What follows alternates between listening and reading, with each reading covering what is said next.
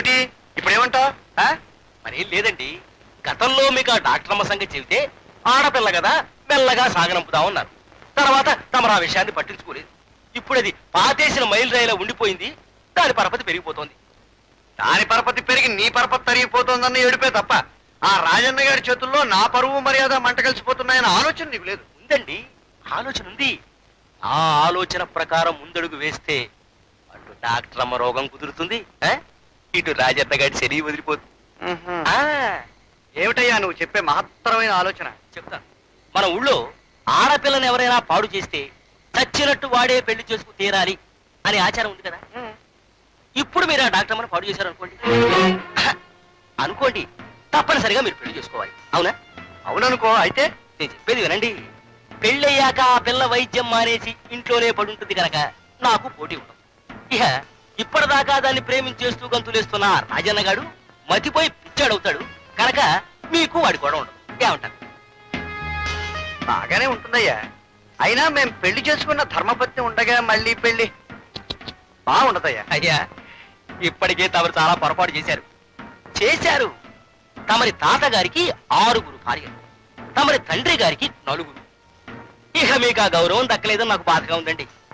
కానీ ధర్మపత్ని ఉండగా అయ్యా, మీకు ధర్మపత్ని ఒకరైనా మరో అధర్మపత్ని ఉండొచ్చు కదా. అలాగే అనుకో.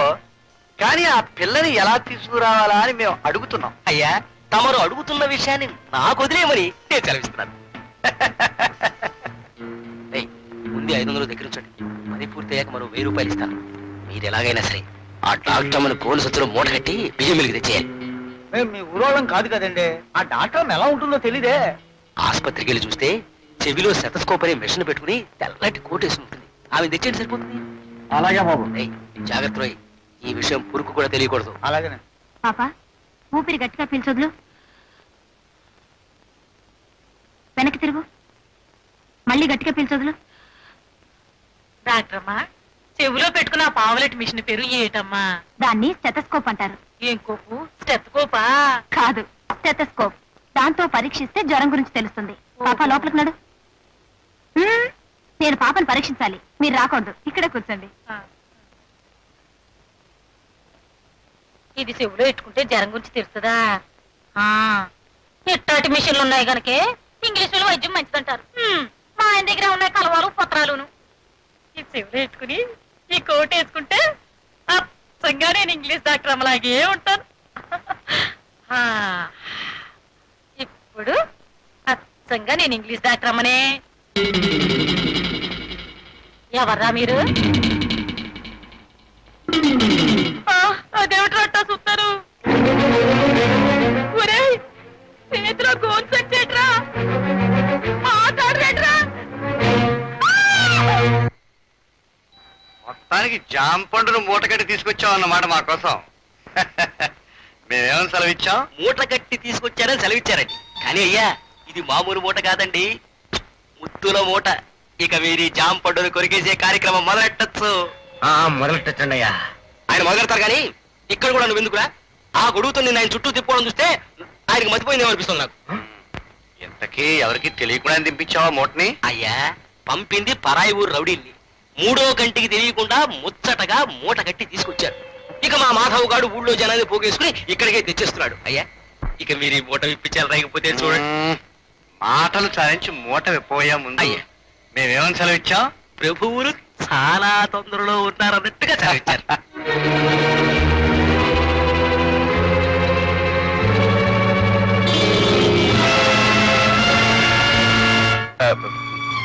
దుర్గా, నువ్వా? అవును, నేను. నువ్వు కట్టుకున్న భార్య నన్ను పట్టి తీసుకొచ్చి పరాయి తప్పించాలనుకున్నావు. నువ్వు మొగుడువేనా? అది కాదు దుర్గా, పొరపాట్ల.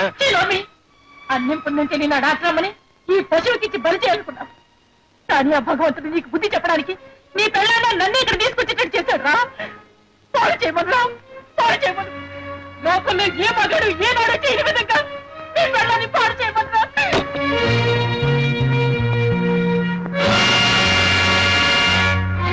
చూడండి జమీందారు బాబుని, ఆ మనిషిని చూస్తేనే తెలుస్తోంది లోపల ఉన్న ఆడదాన్ని భోజనం చేశారని. ఆడదాన్ని చూద్దరు గాని రండి రండి రండి.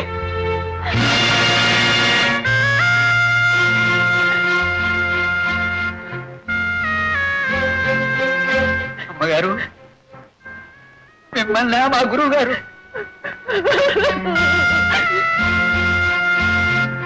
గురువుగారు మరికి ఇంత దారుణాన్ని కొడిగెడతారా? మొహం చూస్తేనే పంచ మహాపాతకాలు చుట్టుకుంటాయి. ఆచారి ఆఖరికి పెళ్ళాన్ని తార్చే స్థితికి దిగజారావా? కట్టుకున్న పెళ్ళాన్ని వేరే వాడికి అప్పు చెప్తావా దరిద్రుడా? ఆచారి ఇప్పటి వరకు నువ్వు వైద్యుడవని నీ దగ్గర ఏదో నేర్చుకున్నావని సేవలు చేశాను. నువ్వు ఇలాంటి పనులు కూడా చేస్తావని తెలిసింది. ఈ విద్యలు నాకొద్దు బాబు.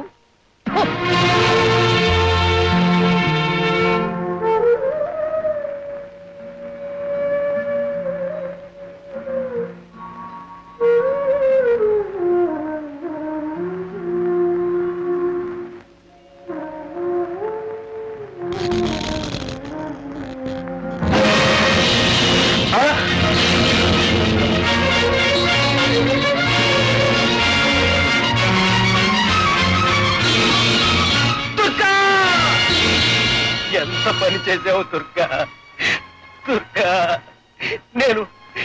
నేను తప్పుదారి తొక్కినందుకు నాకు తగిన శిక్ష విధించావా దుర్గా, దుర్గా, దుర్గా, దుర్గా.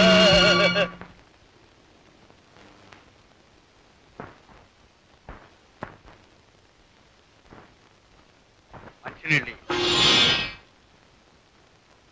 నేను సెలవిచ్చింది వినిపించలేదా?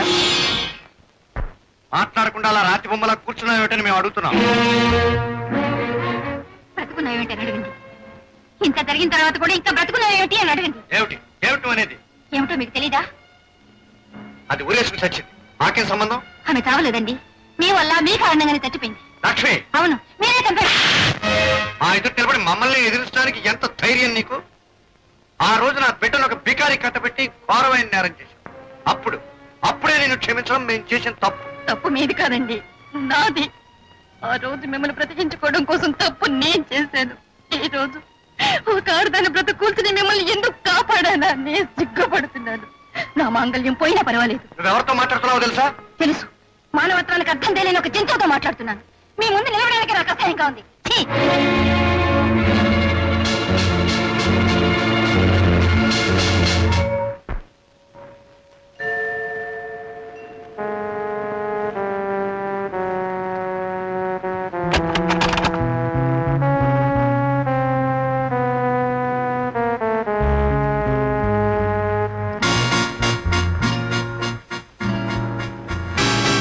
నువ్వా? ఇక్కడికి ఎందుకు వచ్చావు?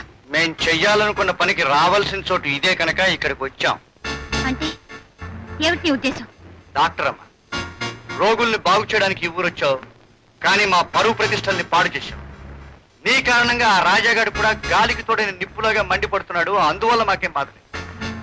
కానీ మా ఒక్కగానొక్క కూతుర్ని బికారికిచ్చి పెళ్లి చేసి మా కుటుంబ గౌరవం నవ్వులు పాలు చేశాడు. అదే మా బాధ. మేము నడిచి వెళ్లే దారిలో ఎదురు దెబ్బ తగిలిన ఏ రాయినైనా తీసి పారేయడం, ఏ ముళ్ళునైనా నేల రాసి పారేయడం మాకు అలవాటు.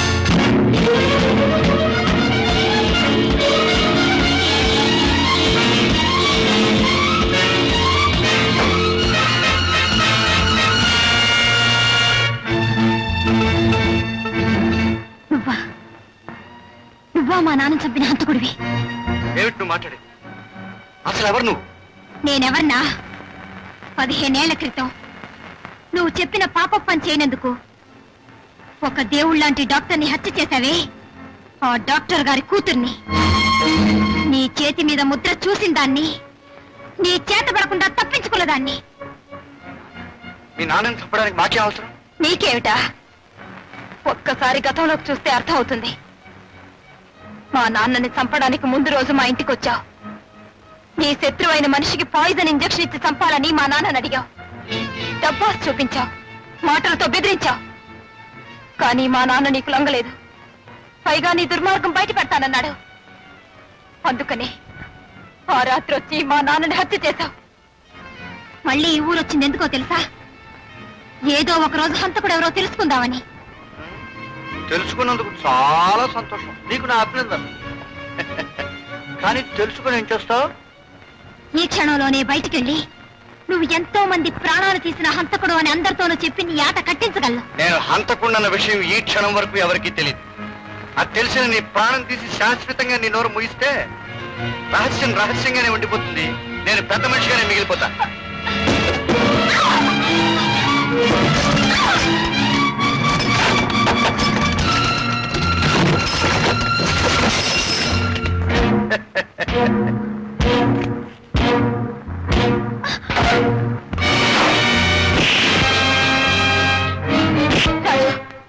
రాజు, వీడెవడో తెలుసా? నీ తండ్రిని నా తండ్రిని ఆనాడు దారుణంగా చంపిన హంతకుడు. నువ్వు చెప్పేది నిజమేనా? అవును రాజు, ఈ నిజం నాకు తెలిసిందని నన్ను ఇప్పుడు హత్య చేయాలని ప్రయత్నిస్తున్నాడు. రాజు, ఈ దుర్మార్గుడు తప్పించుకోకూడదు. వీణంతా చేయాలి. ఇంతకాలం నీ కోసం ఎదురు చూస్తున్నాను రా. నీ ప్రాణాలు తీసి ఈ గ్రామానికే విముక్తి కలిగిస్తాను.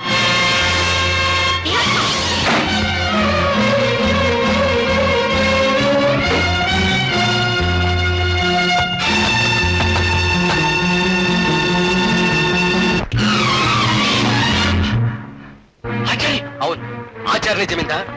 కానీ ఇదివరకు నీ మాటలు విని నువ్వు చెప్పిన పాపాలు చేసే దౌర్భాగ్యుడైన ఆచార్య మాత్రం కాదు.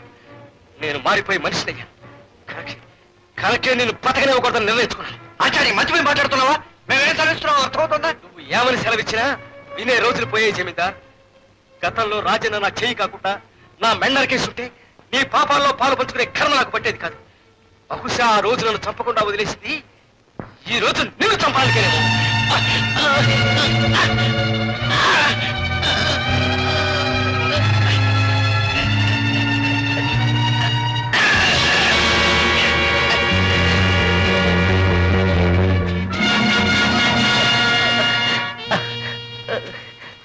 ఆచార్య గారు, ఏమిటి ఘోరం? ఘోరం కాదమ్మా, నేను చేసే తప్పులకి శిక్ష. పావు నీడలో బతికే మనిషికి, పాపాత్ముడి నీడలో బతికే మనిషికి ఏదో ఒక రోజున కాటు తప్పదు. ఆ జమీందారు నన్ను పొడిచాడు. చూడు బాబు, ఆ దుర్మార్గుడు తప్పించుకుపోవడానికి వీల్లేదు. ఆ జమీందారు వాడు పాత బంగలకే వెళ్ళాడు. వెంటనే వెళ్ళి వాడు ఆట కట్టించు. రాజు, నువ్వు వెళ్ళి వాడి సంగతి చూడు. ఆచార్య గారికి ఏ ప్రమాదం రాకుండా నేను చూసుకుంటాను.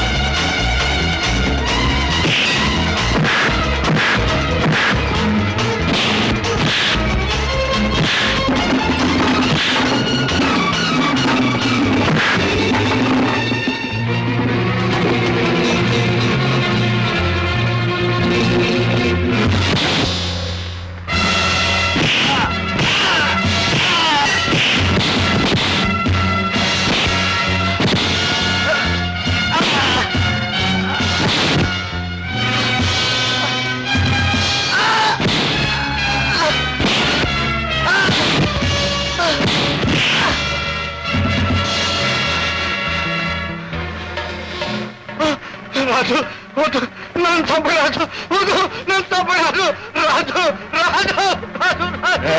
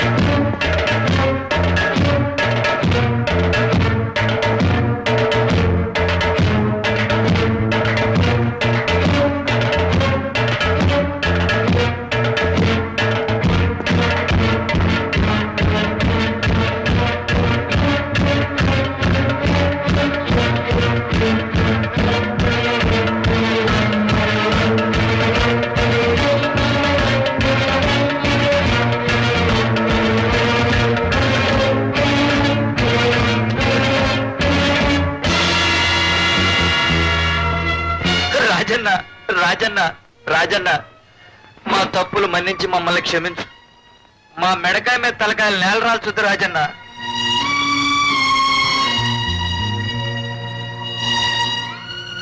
రాయ్, ఇన్నాళ్ళు మీ అందరి చేత ఆడించింది, మీ చేత పాపాలు చేయించింది, మిమ్మల్ని రాక్షసులుగా మార్చింది ఆ జమీందారు గాడే నాకు తెలుసురా. ఆడికి జరగాల్సిన శాస్త్రం జరిగింది. ఇక నుంచైనా మీరు మంచి వాళ్ళుగా మనుషులుగానైనా బతకడం నేర్చుకోండి, లేదా ఆడికి జరిగిన శాస్త్రం మీకు జరుగుతుంది. రాజన్న చేసిన నేరానికి చట్టం అతనికి 7 ఏళ్ల జైలు శిక్ష విధించింది. శిక్ష అనుభవించిన తర్వాత రాజన్న జైలు నుంచి విడుదలయ్యాడు.